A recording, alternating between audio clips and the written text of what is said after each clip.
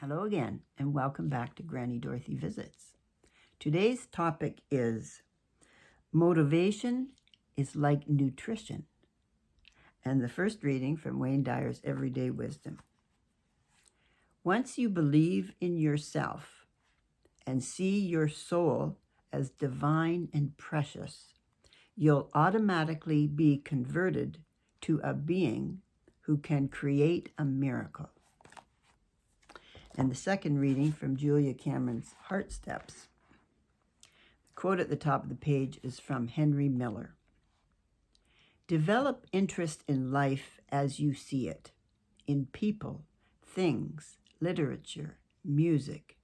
The world is so rich, simply throbbing with rich treasures, beautiful souls, and interesting people. Forget yourself. And this is entitled, The Universe is in Constant Contact for My Well-Being. I open my mind and heart to guidance from the universe. I am open to guidance in all its many forms. I accept help from the universe through people, events, and places which inspire and instruct me. I listen to the song of life played through many instruments, through children, animals, the wind, a bird, a flash of sunlight sparkling off glass. All things speak my language. I listen to all languages with my heart. My heart hears higher and higher frequencies of guidance as I raise my own thoughts to the possibility of higher realms guiding and embracing my own. And the last one from Norman Vincent Peale's The Three Complete Books. It's not just The Power of Positive Thinking.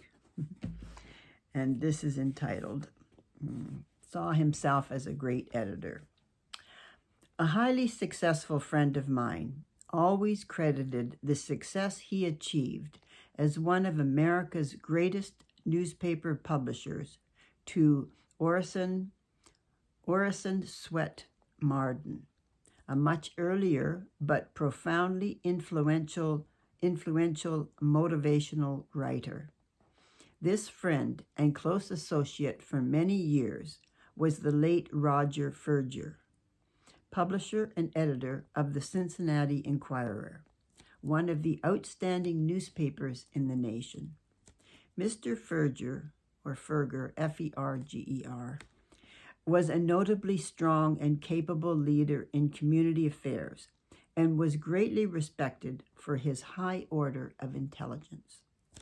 One day, Mr. Ferger and I were returning to the Enquirer office after a luncheon together at the Queen City Club, of which he was president. We stopped in front of the newspaper building. I asked him, Roger, tell me, just how did you become editor and publisher of the Cincinnati Enquirer? He said, many years ago, as a young boy, I stood on this very spot and looking into that window, saw a man sitting at a desk. He was the editor and publisher of this paper. Right then and there, I had a vision of myself sitting in his place, bearing his title and carrying forward his work. I suddenly wanted to be editor and publisher. I visualized myself as in that position, and from that moment forward worked diligently to attain that goal. I believed, and became a practitioner of the power of positive thinking, which you have so long been advocating and teaching. He then took from his wallet a yellowed and somewhat tattered clipping from the writings of Orison Swett Marden, and standing on the sidewalk, traffic roaring by, he read it to me. I think I shall always remember the look of enthusiastic faith which was reflected on his countenance as he spoke words which had motivated him as a young boy and had continued to stir his personality forces into action throughout a notably successful life. And these are the dynamic words which started him and which helped him always to keep it going. A man who is self-reliant, positive, optimistic, and undertakes his work with the assurance of success magnetizes his condition.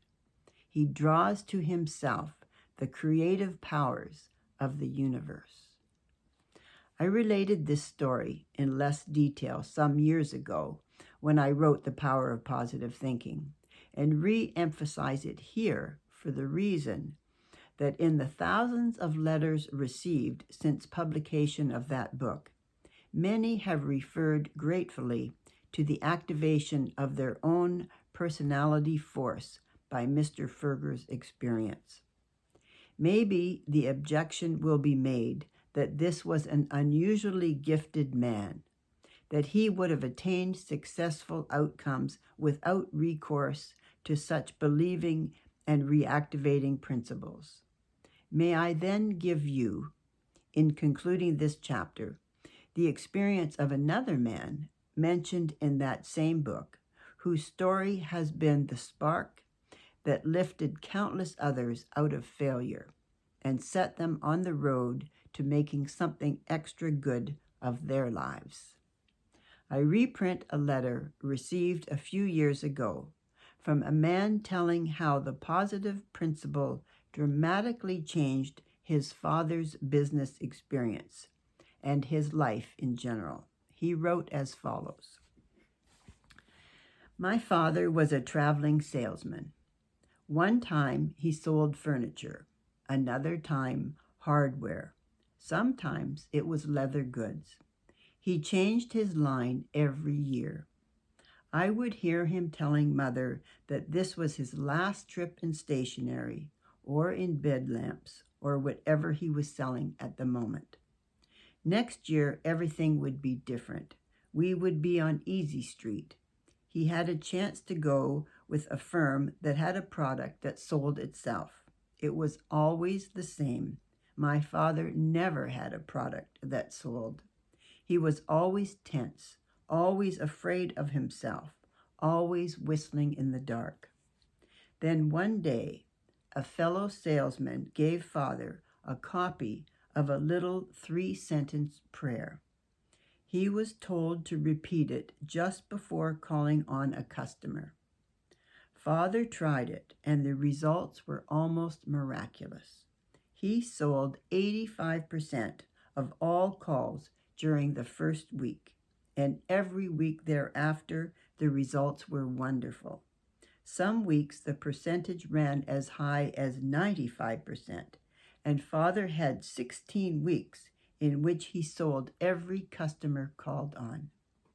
Father gave this prayer to several other salesmen, and in each case, it brought astounding results.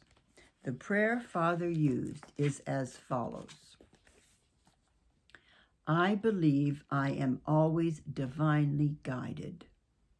I believe I will always take the right turn of the road. I believe God will always make a way where there is no way. A simple prayer, I grant you, but as a thought and action stimulator, it is invested with rare power.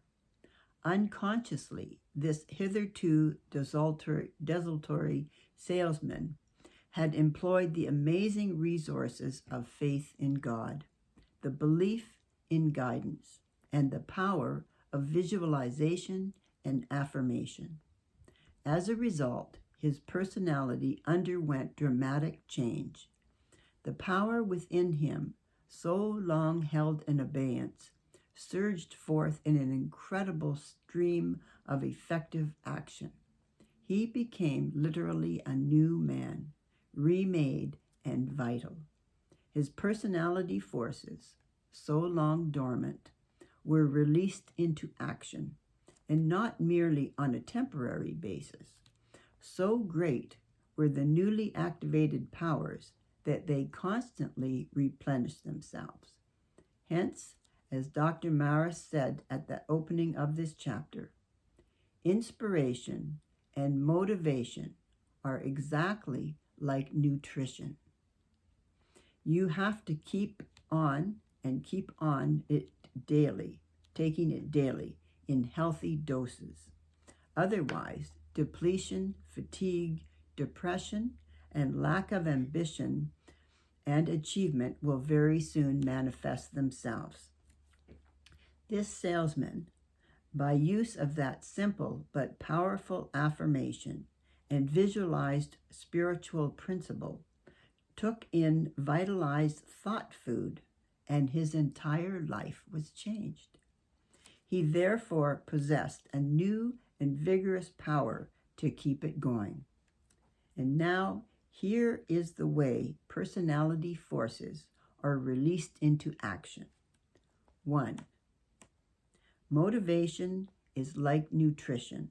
It must be taken daily and in healthy doses to keep it going. 2. There is much more power in personality than has ever been used. Release it. 3. Life has an if at the center of the word and of our existence as well. Assume control of those variable and uncertain ifs. 4.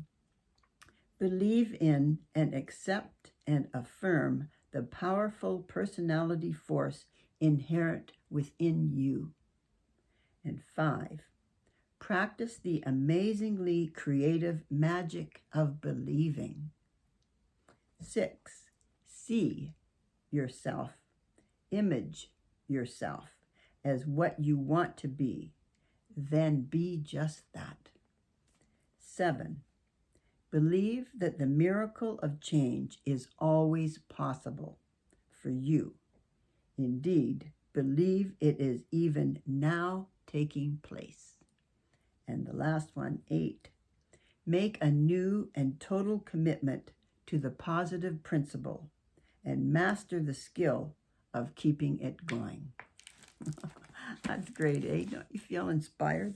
I love these readings, and it's, I really liked how they said that about it being nutrition. I never thought of it that way. Motivation is nutrition.